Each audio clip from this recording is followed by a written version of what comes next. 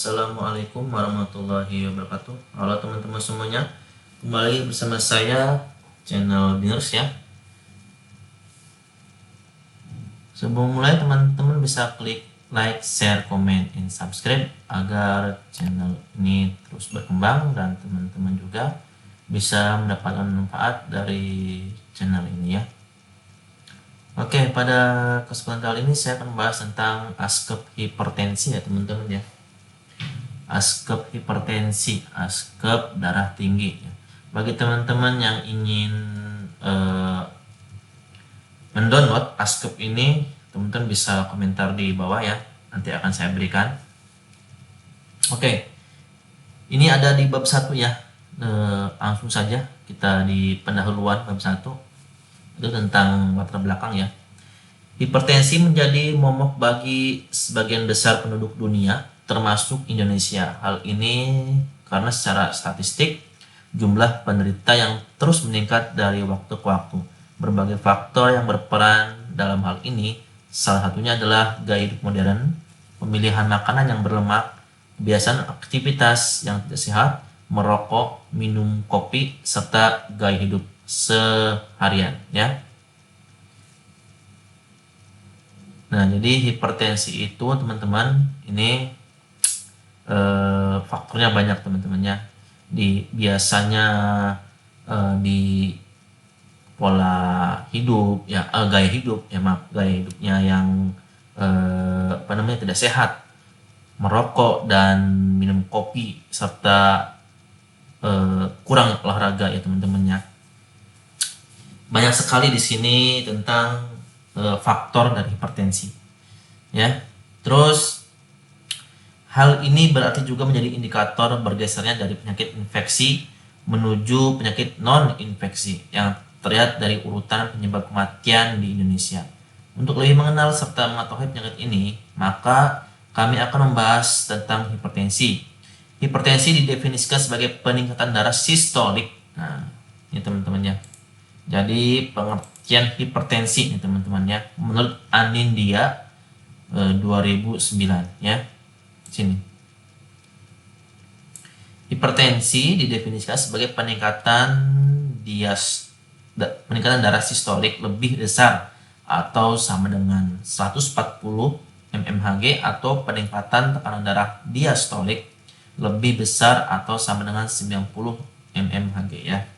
Jadi dikatakan hipertensi yang sistolnya lebih dari 140 dan diastolnya lebih dari 90 ya. Oke, lanjut.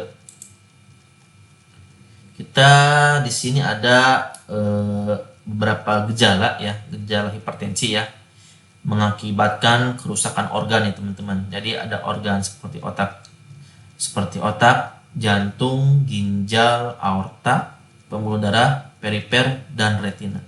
Jadi ketika ada hipertensi, otomatis banyak kerusakan organ yang terjadi akibat hipertensi ya, termasuk otak, jantung, ginjal, aorta, pembuluh darah, perifer, dan retina ya.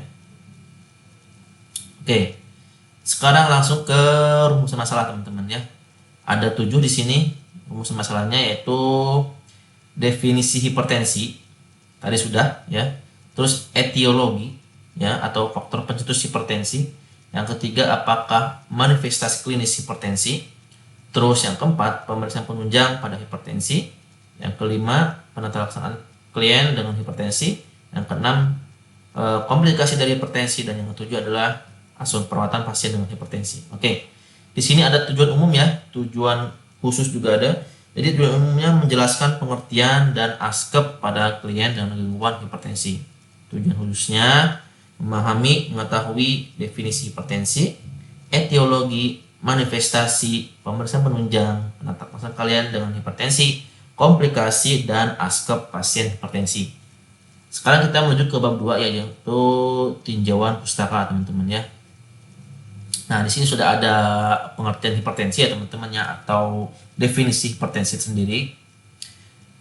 Hipertensi atau darah tinggi adalah keadaan di mana seseorang mengalami peningkatan tekanan darah di atas normal atau kronisnya dalam waktu yang lama.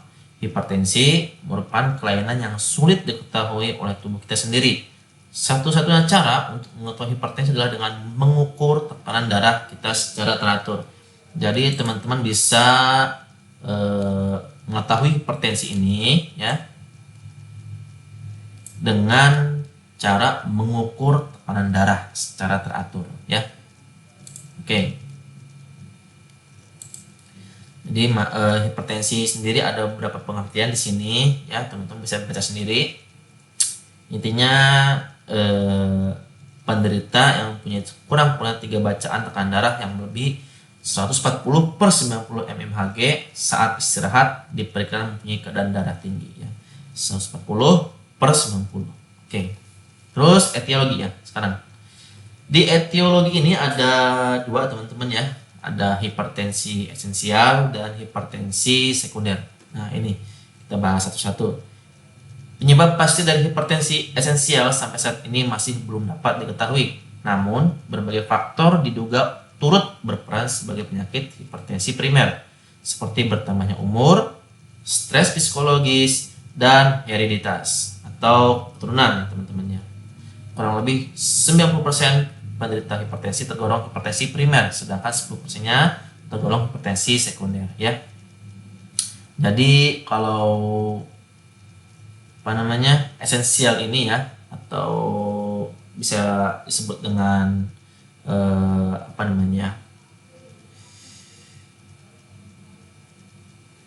hipertensi yang tidak diketahui ya.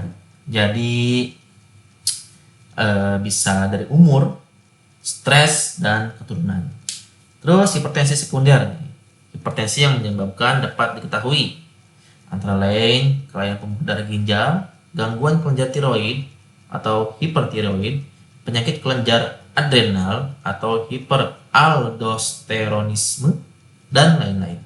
Karena golongan terbesar dari penderita hipertensi adalah hipertensi esensial, maka penyelidikan dan pengobatan lebih banyak ditujukan ke penderita hipertensi esensial. Oke, etiologi ada 2, hipertensi esensial dan hipertensi primer ya. Hipertensi esensial atau primer dan hipertensi sekunder ya. Terus nih teman-teman, ada beberapa faktor nih teman-teman akibat hipertensi terjadi peningkatan tekanan darah di dalam arteri. Bisa terjadi melalui beberapa cara. Pertama, jantung memompa lebih kuat sehingga mengalirkan lebih darah atau cairan pada setiap detiknya ya. Terjadi penebalan dan kekakuan pada dinding arteri akibat usia. Arteri besar kehilangan kelenturannya dan menjadi kaku ya, sehingga mereka tidak dapat mengembang pada saat jantung memompa darah melalui arteri. Oke. Terus bertambahnya cairan dalam sirkulasi bisa menyebabkan meningkatnya tekanan darah. Hal ini terjadi jika terdapat kelainan fungsi ginjal, teman-teman ya, sehingga tidak mampu membuang sejumlah garam dan air dari dalam tubuh. Kenapa hipertensi dikait-kaitkan dengan jangan banyak makan garam ya? Penyebabnya ini teman-teman bisa beralasan ya, karena terdapat kelainan fungsi ginjal sehingga tidak mampu membuang sejumlah garam dan air di dalam tubuh. Oke. Nah, ini etiologi banyak sekali teman-teman ya. Teman-teman bisa lihat sendiri. Langsung aja ya kita ke manifestasi klinis teman-teman ya. Jadi gejala-gejala ya mekanisme terjadi hipertensi itu antara lain pusing, muka merah, sakit kepala, keluar darah dari hidung secara tiba-tiba, tengkuk terasa pegal, dan lain-lain. Dampak yang ditimbulkan oleh hipertensi adalah kerusakan ginjal, pendarahan pada selaput bening atau retina mata, pecahnya pembuluh darah di otak, serta kelumpuhan. Jadi bila mana ada teman-teman merasakan gejala-gejala ini, cepat cek tensinya ya, atau tekanan darahnya. Ini ada pemeriksaan penunjang teman-teman nih ya. Pemeriksaan penunjang ada 16 ya. Hemoglobin atau hematokrit mengkaji hubungan dari sel terhadap volume cairan dan dapat mengindikasi faktor resiko seperti hipokoagulabilitas atau anemia ya. Dan kreatinin nih, glukosa, kalium serum, teman-teman bisa baca di sini ya. Tapi yang jelas teman-teman di sini ada yang pemeriksaan penunjang ya, hipertensi ya. Ada yang apa namanya ya? Yang sangat penting ya, yaitu EKG ini teman ya. Karena di EKG ini berhubungan dengan jantung ya, dapat menunjukkan perbesaran jantung, pola regangan, gangguan konduksi. Catatan, luas peninggian gelombang P adalah salah satu tanda dini penyakit jantung hipertensi. Ada PQRS. Jadi teman-teman kalau mau membahas EKG, teman-teman bisa video saya sebelumnya ya tentang pemasangan EKG ya. Ada gambar-gambar di situ. Terus di penata laksanaan ada non farmakologis dan farmakologis. Yang non farmakologis bisa diet ya, teman-teman. Pertama diet. Terus kita baca di sini pembatasan atau pengurangan konsumsi garam. Penurunan berat badan dapat menurunkan tekanan darah dibarengi dengan penurunan aktivitas renin dalam plasma dan kadar aldosteron dalam plasma. Aktivitas ya. Terus setelah dia kita aktivitas. Aktivitas klien disarankan untuk berpartisipasi pada kegiatan dan disesuaikan dengan batasan medis dan sesuai dengan kemampuan seperti berjalan, jogging, bersepeda atau berenang. Jadi teman-teman aktivitasnya itu bisa dengan jogging, bersepeda atau berenang ya. Dan farmakologisnya itu teman bisa menggunakan obat antihipertensi ya, yang mempunyai aktivitas yang tinggi, mempunyai toksitas dan efek samping yang ringan, memungkinkan penggunaan obat secara oral, tidak menimbulkan intoleransi, harga obat relatif murah sehingga terjangkau oleh klien, memungkinkan penggunaan jangka panjang ya. Di sini ada golongan obat-obat yang diberikan pada klien dengan hipertensi seperti golongan diuretik, golongan beta blocker, golongan antagonis kalsium, golongan penghambat konversi renin angiotensin. Apa ya teman-teman? Teman-teman mungkin sudah tahu ya. Ya, antihipertensi itu apa? Obatnya. Ini ada komplikasi teman-teman ya. Jadi komplikasi organ tubuh sering terserang, yaitu kebutaan atau penglihatan yang terganggu ya, gagal jantung, gagal ginjal, pecahnya pembuluh darah otak ya. Jadi hati-hati, hipertensi itu sangat-sangat mematikan teman-teman. Kalau memangnya ada hipertensi yang sangat berat ya. Oke, langsung ke bab 3 ya teman-teman, peninjauan kasus. Ada kasus di sini teman-teman, biodata pasiennya silahkan dibaca. Ada nama Nyonya T, umur 70 tahun, jenis kelamin wanita, agama Islam, pendidikan SD, pekerjaan tani, golongan darah belum diketahui, alamat, status, dekat, diagnosa medisnya itu hipertensi. Ingat, hipertensi itu bukan diagnosa perawatan, melainkan diagnosa medis ya. Nanti kita akan bahas tentang diagnosa perawatannya. Oke. Keluhannya saat masuk mengatakan badannya lemah, kepalanya pusing, badannya sesak dan nafsu makan menurun. Keluhan saat pengkajian, klien mengatakan badannya sesak ketika bernapas dan kepalanya pusing. Sekarang klien datang dengan riwayat hipertensi dan gastritis ya.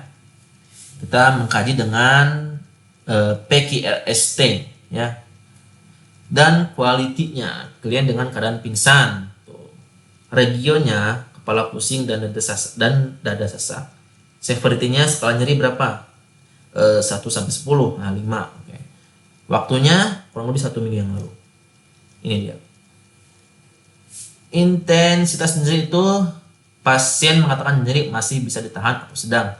Pasien nampak gelisah, pasien nampak sedikit berpartisipasi dalam perawatan.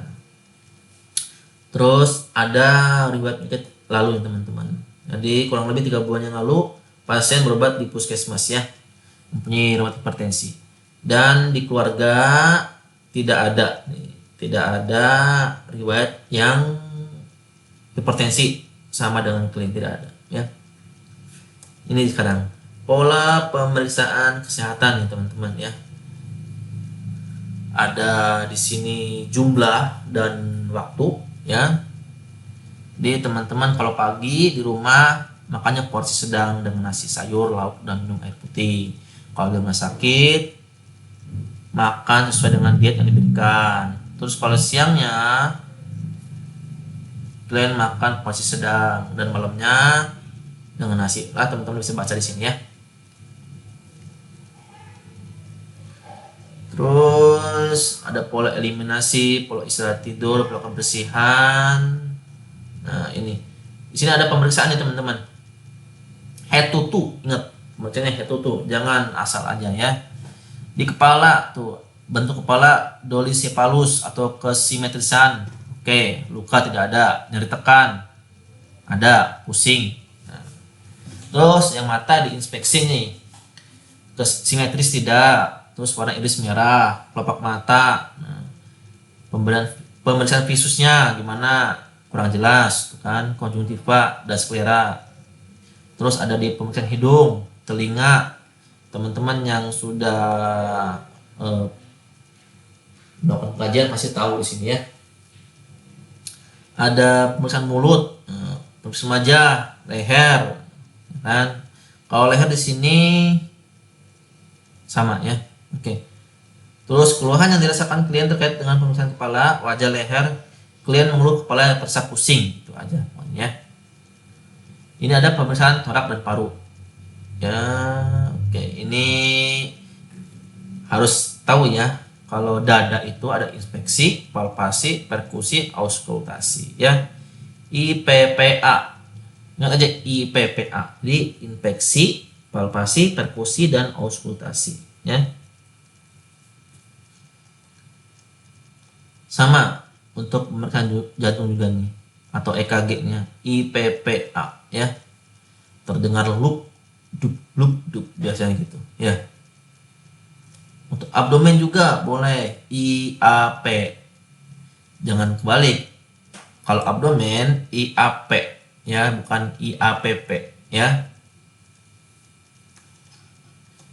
IPPA, maaf, IPPA ya. Head to toe ini dari ujung rambut, kepala sampai kaki, teman-teman ya. Di sini ada labnya. Terus kita membahas tentang analisa data, teman-teman ya. Diagnosa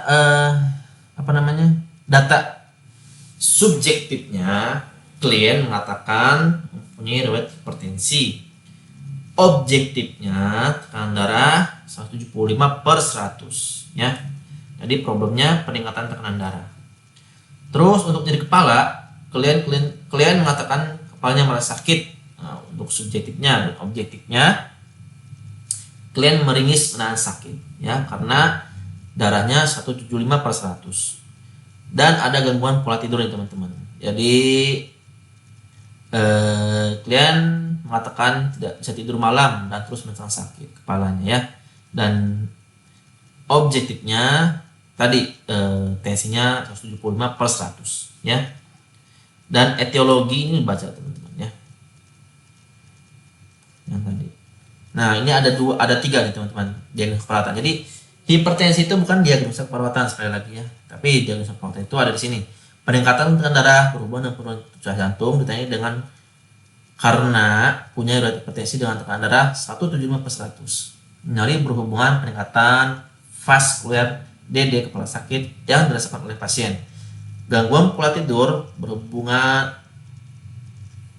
ketidakmampuan mengatasi nyeri DD mata klien tampak cekung. Oke. Langsung ke diagnosa atau rencana implementasi perawatan ya. Untuk diagnosa pertama nih, tujuannya tekanan darah menurun, nyeri berkurang ya. Rencana keperawatannya pantau terus ya tekanan darahnya atau TTV-nya, beri lingkungan nyaman, batasi jumlah kunjungan ketika ada di rumah sakit ya, ini ya. Lakukan tindakan yang nyaman seperti pijatan leher dan kepala, kolaborasi dengan pemberian obat tiazid. Rasionalnya untuk memelihara perkembangan penurunan tekanan darah, membantu menurunkan rangsangan simpatis, meningkatkan relaksasi, mengurangi stres dan ketegangan yang mempengaruhi tekanan darah. Oke. Untuk di hasil kedua, nyeri ya. Jadi tujuannya menurunkan skala rangsangan nyeri kepala ya. Rencana teknik perawatannya mempertahankan tiarah baring selama fase aktif, berikan tindakan non farmakologi untuk menghilangkan sakit kepala seperti kompres dingin atau pijat, kolaborasi pemberian analgesik ya. Rasionalnya, tindakan yang menurunkan tekanan vasikuler cerebral dan yang memperlambat respon simpatis efektif dalam rangka mengurangi sakit kepala dan komplikasi, dan mengurangi atau mengontrol nyeri dan menurunkan rangsangan sistem syaraf simpatis. Dan untuk diagnosa ketiga, teman-teman sini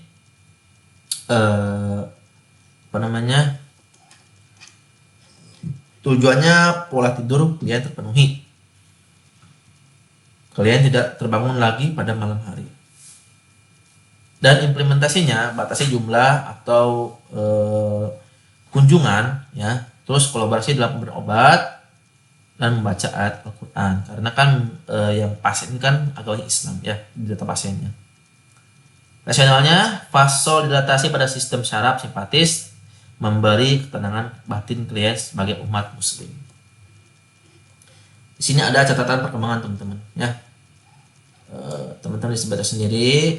Jadi kalau memang teman-teman butuh dokumen ini, teman-teman bisa download atau komentar dulu di bawah, nanti saya akan kasih ya contoh dari ASCAP hipertensi atau ASCAP lainnya, saya punya banyak ya. Oke, teman-teman bisa baca sendiri ya untuk evaluasi ini ya. Terus di sini kesimpulannya, hipertensi adalah suatu keadaan di mana terjadi peningkatan tekanan darah yang abnormal dengan diastol lebih dari 90 dan sistol lebih dari 110 ya. Terus dipengaruhi oleh banyak faktor risiko. Hipertensi dibagi menjadi dua golongan besar, yaitu hipertensi primer atau esensial dan hipertensi sekunder. Hipertensi primer merupakan penyebab kematian terbesar dengan persentase 90% dibandingkan dengan hipertensi sekunder dengan persentase 10%. Karena penyebab dari langsung atau etiologinya dari hipertensi primer tidak diketahui, dan penderita yang mengalami hipertensi primer tidak mengalami gejala atau asimptomatik. Dan untuk saran menurunkan risiko hipertensi, pasien yang menderita hipertensi hendaknya melakukan terapi medis maupun non medis secara kontinu, melakukan pola gaya hidup sehat seperti olahraga teratur, diet teratur sesuai dengan kebutuhan dan lain-lain. Oke teman-teman, itu dari saya. Semoga bermanfaat ASCAP ini. Bila ada pertanyaan silahkan komentar di bawah, dan bila mana ada yang mau download atau ASCAP ini silahkan komentar juga di bawah ya. Terima kasih, dan jangan lupa klik like, share, and subscribe agar informasi kesehatan dan keperawatan bisa teman-teman dapatkan di channel ini. Terima kasih sebelumnya. Wabillahi taufiq wal hidayah. Wassalamualaikum warahmatullahi wabarakatuh. Salam Diners.